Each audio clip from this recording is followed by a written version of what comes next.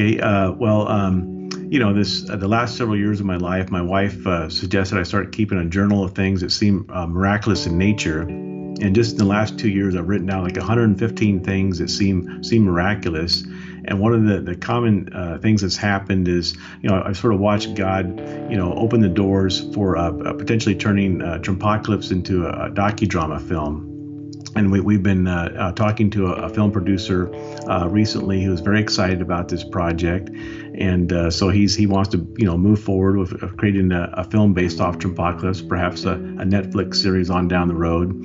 And so I just watched the Lord open all these doors, and both these books became bestsellers. And this is a big surprise to me. I'd never written a book before, and so it's just been essentially miracle after miracle in our life. I was the mainstream journalist for many years, and took a big risk in exploring these topics. And I've just watched the Lord provide for us and take care of things, and now perhaps this book will be turned into a film. So it's very, very exciting. Many of the things we wrote about in these two books have sort of come true. We wrote the Babylon Code, and then it was about globalism, and then President Trump runs against globalism, and then we wrote Trumpocalypse, and we had this section on when Billy Graham goes to heaven. We had a section on the president declaring Jerusalem the eternal capital of Israel. We had this stuff on the North Korean nuclear threat, and it just seems like God sort of guides us in a subtle way in writing these books. And then